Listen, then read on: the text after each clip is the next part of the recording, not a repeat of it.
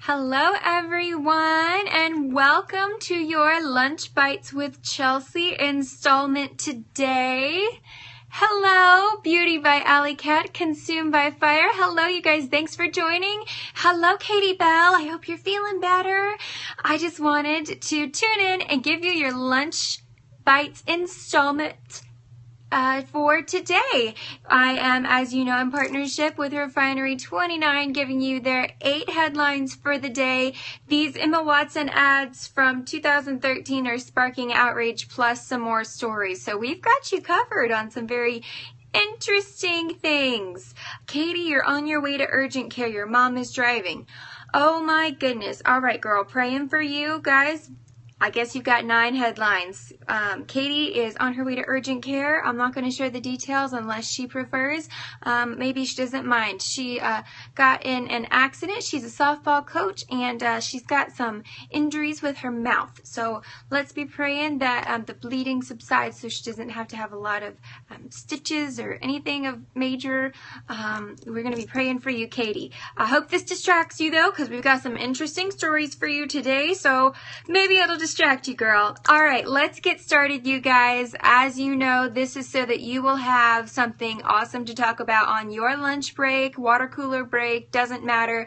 Please invite your followers. I would love to be able to share these news stories with them as well. I will be sharing the actual source that Refinery 29 got these stories from, so you know they're legit. So if you're on an iOS device, please just swipe right and click invite followers. If you're on an Android, I believe you swipe up or down and click invite followers that way, and I would be eternally grateful, and I'd just love to have some more people here. So again, welcome to Lunch Bites with Chelsea, where the bias comes on the side. I've been in broadcast journalism before, as you can see pictured behind me, and you know, you have to be non-biased, but on this channel, my opinions come for free. All right, let's get started, you guys. Headline number 1. Now, this is just wrong. All right, Donald Trump's campaign manager was arrested and charged with simple battery. That's believable until you hear the story behind it. All right, Corey, it has a very difficult last name, but I'm going to go for it. Corey Ludwinski was charged with the battery of Michelle Fields, a former Breitbart reporter, in an incident at the Trump National Golf Field in Jupiter, Florida. According to the police report, Ludwinski, quote-unquote, grabbed Fields' left arm with his right hand, causing her to turn and step back, unquote. ABC News reported this. This is the basis for not only her charge for simple battery. See, I am giving you 8 top headlines from Refinery, best topics of conversation for your lunch or water cooler, wherever you're going to be today. Yeah, so it's just kind of interesting. Hi, Haley. Thanks for joining me for Lunch Bites with Chelsea. These are top 8 headlines from Refinery 29. I will be giving you, though, also the sites and sources from which these stories come. So don't feel like they're not true or you don't know. I will be sure that you know. I have a background in journalism, no fear. This way, when you go to lunch, you will have all the top stories and you will be the envied person that has all the know-how, and they're going to be like, how did you know what was going on? I don't know about you, but I always like to be that person. Just being honest, just being real, you know, I like to keep it that way. I've been in broadcast journalism, as you can see above me, and I got tired of having to be unbiased, guys. It's exhausting. So on this channel, my opinions, for these lunch bites, my opinions come on the side. They're for free. Hey, Dan, thanks for joining. All right, so we just got done with the story about Donald Trump's campaign manager being arrested and charged for simple battery. I'm very curious to see if that will hold up. It was just for a touching of the left arm that caused a step back and turn. So hopefully we can follow that story and see if it actually holds up. But like I said, the campaign manager was arrested and charged with simple battery. Let's move on to story number 2. We're staying here in the States for this story. It is a political story. You guys know that I let the opinions for political stories stay in the kitchen for these lunch bites. But former 2016 candidate and Wisconsin Governor State Walker are now endorsing Ted Cruz for president. The Wisconsin governor announced Tuesday that he is endorsing Texas Senator Ted Cruz for the Ted Cruz's presidential bid. In an interview with conservative radio host Charlie Sykes, Walker said, quote, "After all these years of the Obama-Clinton failures, it's time we elect a strong new leader, and I've chosen to endorse Ted Cruz," unquote. That's just how I imagine he said it, guys. I thought it had some flavor there. That was a CNN report that said, that quoted him on that. So, like I said, I leave my political opinions in the kitchen. But now you know who is siding with who as we continue down this walk of the presidential race. Guys, we're going to move on to headline number 3. We're going to go a little international for this one, but it's not going to be as sad as some of the international stories that we have been hearing about these suicidal bombings. It's actually going to be, I think, kind of exciting. All right, guys. Muslim consumers spend now an estimated $230 billion on clothing, and the fashion industry is now finally taking notice. Why did it take them so long to take notice? I don't know. You would think that Muslim women somehow just started focusing on their choices of dress, considering that the leading designers and international brands have only recently recognized the significance of this crucial consumer group. How puzzling, then, that the fashion industry would likely, quote, collapse without their patronage, as Kimberly Chrisman Campbell wrote in The Atlantic earlier this year. Now, I do find this very crazy because $230 billion, that's a B, not an M, $billion. And I think Americans are taking a lot of the fall for what we spend on clothing when they may be ignoring a complete target audience. So what I'm hoping to see from this realization, which I'd really love to see how it came to be, A. But B, I'm hoping to see maybe designers are going to start incorporating international fashion, maybe Middle Eastern, Muslim sort of designs or fashion into what we see on the runways. I think that would be great. I would love to start sporting some international looks in my clothing. I'm hoping maybe that's what comes of this. I don't know if they're going to do that, but Dan says he would love that. Dan is obviously male, and so I think that's cool that he's down with that too. So if you're listening, fashion people of the world, I don't think that Muhammad is listening. He's actually in the Middle East, and he's in the fashion industry. I really wish he was on and could give me his feedback on this. But if you do rewatch this, Muhammad, please reach out to me and let me know what you think about this story. I really would find your opinion extremely interesting. So that was story number 3, guys. Let's move on to headline number 4. It is an A-lister story, so we're back in the States. It's kind of sad, though, guys. Actor Wentworth Miller opened up about his depression and its effects on his weight in response to a fat-shaming meme. Guys, we think as normal, everyday people, we can make these memes about celebrities and they're never going to see it. Guys, they have computers, they have internet, and they're real people too. Like my mom always says, they put their pants on the same way we do. And they just happen to be good actors, and that's their profession. Just like maybe you are a really good, I know Katie's a really good teacher and a softball coach, and that's what she does. So Wentworth put his point across so well with such civility. So yeah, Dan's defending him, and I hope I mention what Dan was talking about. So, he opened up about it. Yesterday, a meme poking fun at actor Wentworth Miller's post-prison break weight gain made the internet rounds thanks to British humor site, The Lad Bible. The meme joked that Miller had discovered McDonald's monopoly since breaking out of prison on the show. Now, I had to look this up, guys, a little bit further and find out what he said, because that's really hurtful. I know that if I had been in his place, I may have just said nothing because it's really offensive, you guys. So, what the Lad Bible had said was,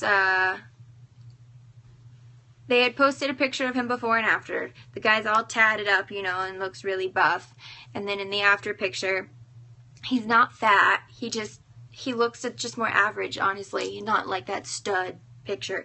So what they said was they tagged him in the post and they said, we posted 2 pictures of you on our Facebook page, but today we want to say we've got this very, very wrong. So I want to read this second because I'm impressed that they actually issued an apology. They issued the apology because of Wentworth's statement. Here's what he said.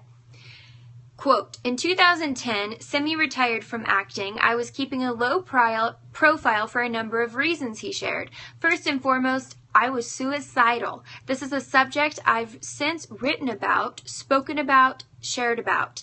But at the time, I suffered in silence as so many do. The extent of my struggle known to very, very few. Ashamed and in pain, I considered myself damaged goods.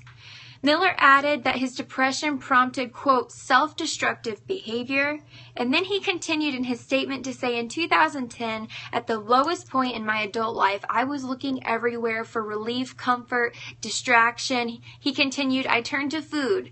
It could have been anything, drugs, alcohol, sex, but eating seemed to be the one thing I could look forward to, count on to get me through. There were stretches when the highlights of my week was a favorite meal and a new episode of watching Top Chef. Sometimes that was enough. It had to be, and I put on weight. Big deal.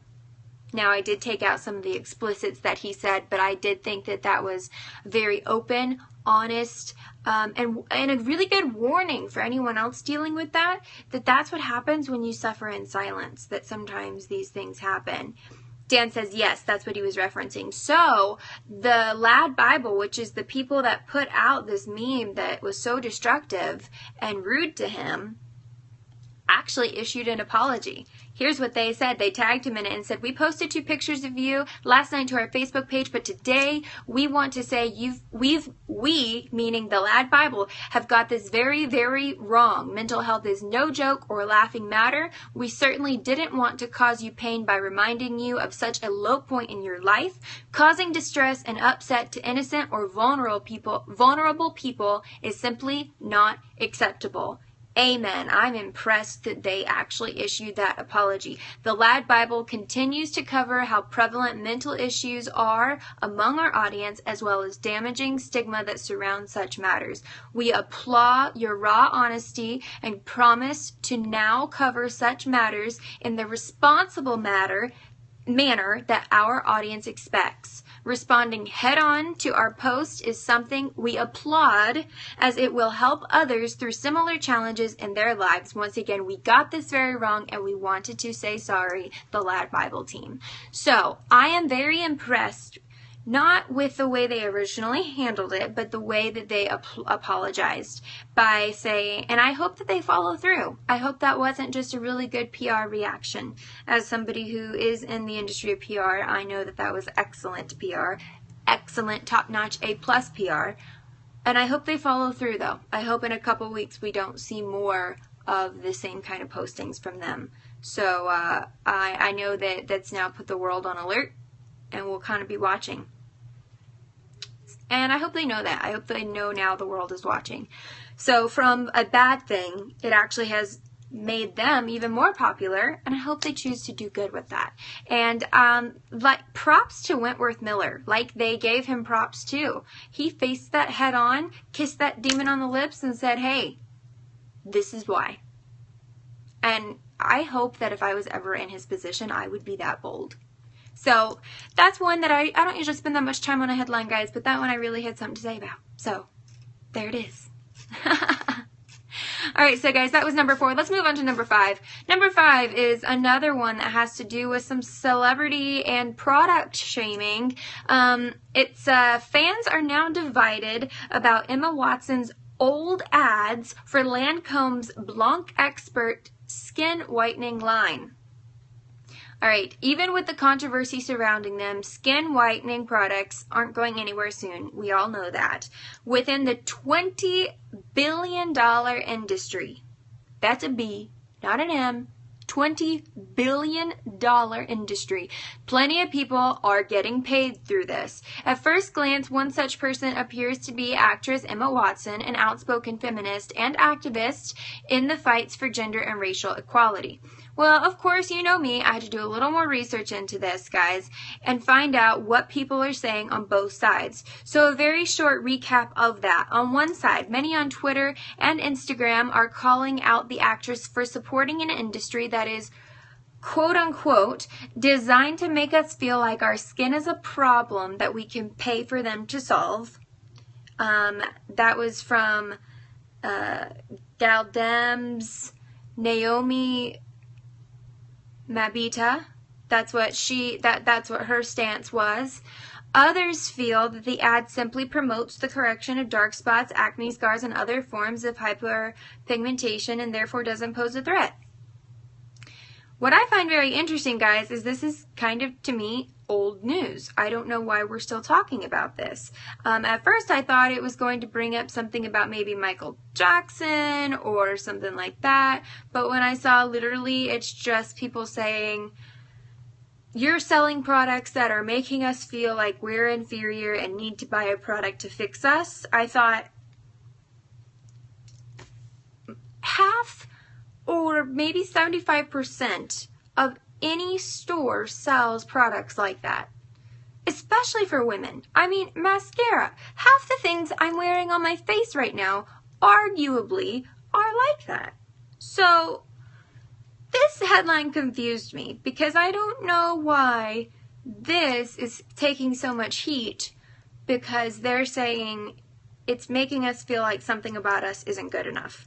Because women, for sure, I mean, we wear all kinds of makeup because something isn't good enough. We wear Spanx because something isn't good enough. We take supplements. We eat certain foods because something isn't good enough. So, you know, I was very confused why this one is taking so much heat. And I sort of feel bad for Emma Watson because she happens to be connected to it. So I don't know. It feels like there's a backstory that has yet to surface. So I hope that surfaces. Gotta go. I'll let you know what happens. All right, Katie, we're thinking of you. We're praying for you. I hope it goes well. Thanks for tuning in to Lunch Bites with me.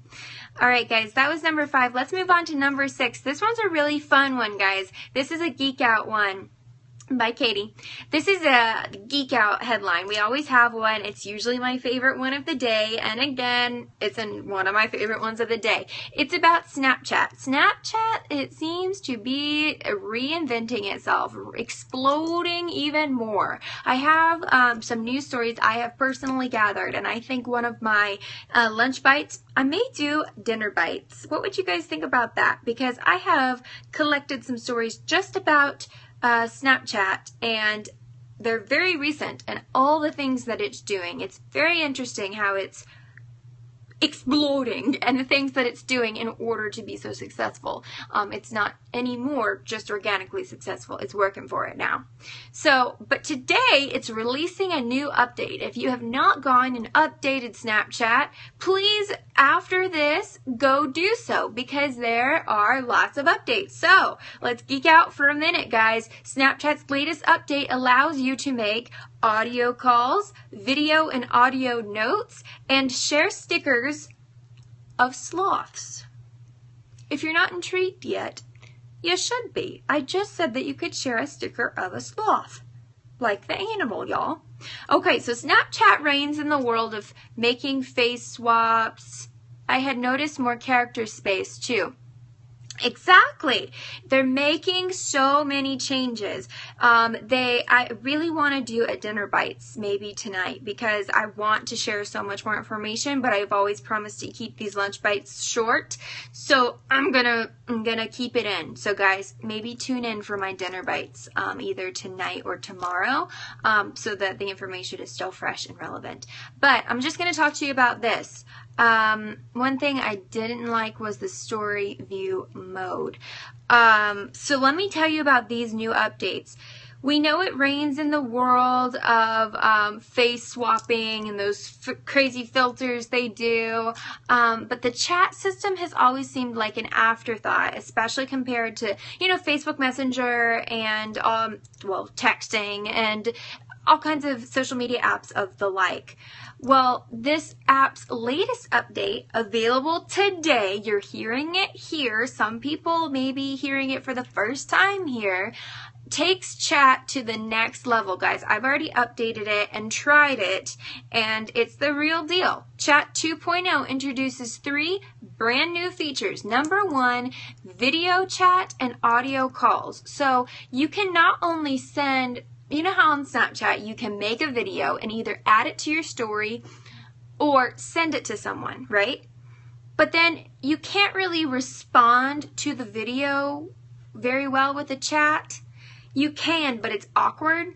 Well, this allows you to actually go into the chat, which looks blue, with someone, and you can press down the record button and actually record your little audio in that. So the little video tutorial it gives you is someone saying, I'm cramming for a test, and the person responds going, or like blowing them a kiss, you know, saying you can do it or something like that, which is really cool just because of the ease. Otherwise, before you had to send the video and then go back into chat and be like, oh yeah, you know that video you sent me or that I creepily looked at in your story, and respond that way. And it was just kind of awkward and made it weird for both parties. So this is a cooler way to do that, I will have to say. I tried it out today. And then audio calls. So you can make audio calls like Skype, how you can make an audio call over Skype or Google Hangout. Now you can also do it over Snapchat, which could help people with their mobile plans. Of course, it's going to probably cost you data, but I'm not sure how good the quality is going to be or how relevant the service is going to be. Like, why wouldn't I just pick up my phone and make a phone call? But the option is now there, so that's interesting. You can also leave an audio message for someone, I think. That I've yet to clearly decide. You're also supposed to be able, I think, to make, I thought it showed on their little demo thing, a video call where you can be sending some, you can, Yahoo tried to do this where, like right now, I'm talking to you guys and all you can do is respond with text. You can do that now with Snapchat as well, but then the other person can also choose to get on there and then be face-to-face, kind of like FaceTime, which is a really cool option, but a little bit difficult, I think, right now to navigate, because when I went on there, they give you this little tutorial, but it doesn't go into all those details of really how to do it. But I think once you know, get used to the platform and the newness of everything, I think it's a really cool idea. I'm not sure how well people are gonna grab onto it, but I'd certainly like to try it. Video call would be cool for international travel, absolutely, and it would be cool for things like, you know, it could potentially, I don't think it's going to replace Periscope because it's not to the masses. We're talking one-to-one communication, but it does kind of jazz up a text message, because that's the thing. Why not just text someone a picture or a video or something like that? And I think that's what they're doing right now, is figuring out the answer to that question. Why continue to use Snapchat? Because they are, I'm in my dinner bites, I'm going to tell you guys a lot about what they're doing to make themselves continue to stay relevant. So in addition, you can do video and audio notes. Now, they don't talk about that in their little tutorial or the newness that they talk about. I don't know what notes are, personally, to have. You know, I know, like, to have a note on my phone, like a grocery list note or something. So I'm not really sure if that's a feature that I honestly don't know why you would need it. Or maybe it's a draft. Like if you want to do a video but you're not ready to send it or post it, maybe it's a draft. Or maybe I'm just not interpreting the word notes correctly. So maybe that's on them. Maybe they'll just explain that better eventually. And then the stickers are really cool, but they're just like on Facebook Messenger. So if you've ever sent stickers on Facebook Messenger, they're incredibly similar to that, and you can send them through chat. So like I said, the Geek Out story is usually one of my favorite, just because I really like it. Do you think the updates will challenge WhatsApp? I don't know much about the app. Yeah, WhatsApp I think is so awesome for international conversation, and now that this allows for, as long as the calling like is good quality, because what I noticed is that it's very short increments of video you can send, and it seems to be very blurb like. So unless it's a very quality like phone call that you could have with someone, it won't challenge it yet. But I think that that's the direction that they're trying to go, and if so, absolutely. I think WhatsApp's in trouble, for sure. But they've got a long way, I think, to go on quality and length too. So we'll see. That's a good question, but yeah, so guys, let's go on and let's move on to headline number 5. So we've only got 2 more. That one I get excited about, so I didn't want to dwell on it too long. Hey guys who just joined, we're doing Lunch Bites with Chelsea. It's your top 8 headlines of the day so that you've got the coolest stuff to talk about at your lunch break or in your workplace or wherever you go today. So we are on number 7, actually. Did I just totally misspeak?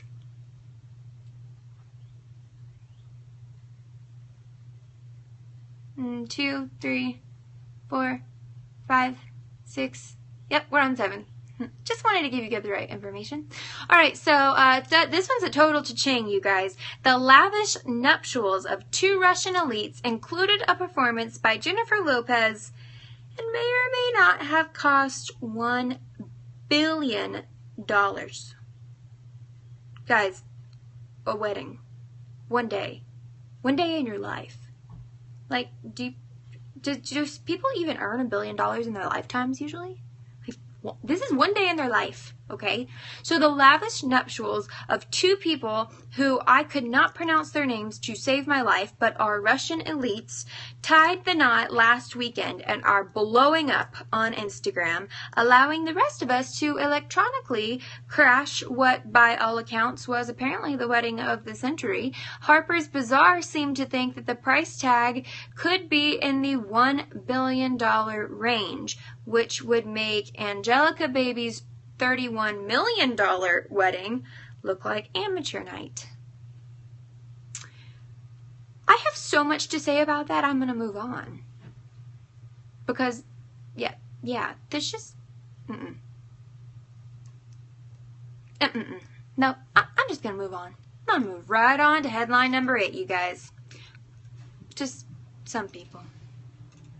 Headline number 8 says it's a PR stunt, which PR is near and dear to my heart. However, it's a very interesting one that I don't know if I would call it so much a PR stunt as, well, I guess it is. But it's very interesting, and it's a contest that you guys have time to enter still. So I wanted to make sure to get to this and let you know.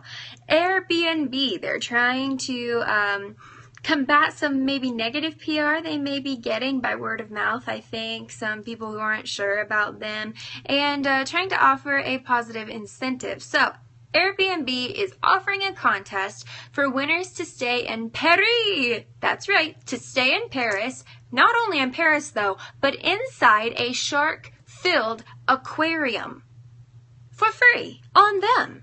How cool is that? Like, why am I talking to y'all? I should be entering this contest.